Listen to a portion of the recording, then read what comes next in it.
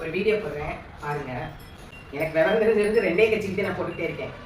அந்த கட்சியில் இருக்கவங்கதே பெரிய ஆளுகள் ஆகிட்டாங்க வச்சு நம்ம போட்டவங்க எப்பயும் போட்டுகிட்டே இருக்கோம். ஒரு முறை இந்த தடவை செய்கிறேன்னு சொல்கிறாருங்கள, கொஞ்சம் மாற்றி யோசிப்போங்களேன். நமக்காண்டி ஒரு நல்ல எதிர்காலத்துக்காண்டி நல்லது செய்வாருங்கிற நம்பிக்கையோட ஒரு முறை யோசிங்களேன். நான் சொல்கிறதுக்காண்டி இல்லை, நீங்களே யோசிங்க. அந்த நல்ல மனசை யோசிச்சு ஒரு நல்ல முடிவாக எடுங்க.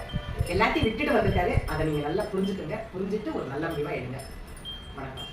சப்போஸ் வெளிநாட்டிலேருந்து நீங்கள் இங்கே சென்னையில் இருக்கீங்கன்னா, என்னடா இது வீக் டேயாக போச்சு, நம்ம வெளி ஊருக்கு போகணுமா, ஓட்டு போடணுமா அப்படின்ட்டு அசால்ட்டாக இருந்துடாதீங்க. இப்போவே அட்வான்ஸாக உங்களுடைய டிக்கெட்டை புக் பண்ணி வச்சுக்கோங்க. இது ஒரு தலைமுறைக்கான ஒரு தேர்தல், உங்களுக்கான தேர்தல். எவ்வளவு பெரிய வசதியான வாழ்க்கையா இருந்தாலும் எல்லாத்தையும் தூக்கி எரிஞ்சிட்டு உங்களுக்காக மட்டுமே வந்திருக்கிறேன். உங்களுக்காக நன்றி கடன் செலுத்துறதுக்காக மட்டுமே வந்திருக்கிறேன். அத்தனை வழிகளையும் தாங்கிக்கிட்டு உங்களுக்காக மட்டுமே நான் வந்திருக்கிறேன்.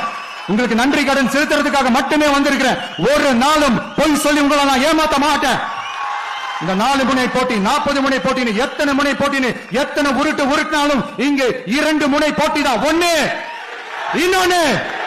ஒன்னு டிவிகே, இன்னொன்னு டிஎம்கே. மக்கள் விரோத ஆட்சி நடத்துற ஸ்டாலின் சார் வேணுமா, மக்களை நேசிக்கிற விஜய் வேணுமா? அவ்வளவுதான் இந்த தேர்தலே. அதனால உங்க விஜய்க்கு, உங்க அண்ணனுக்கு, உங்க தம்பிக்கு, உங்க பிள்ளைக்கு ஒரே ஒரு வாய்ப்பு கொடுங்க. தயவு செஞ்சு விசில் சின்னத்துக்கு ஓட்டு போடுங்க. இது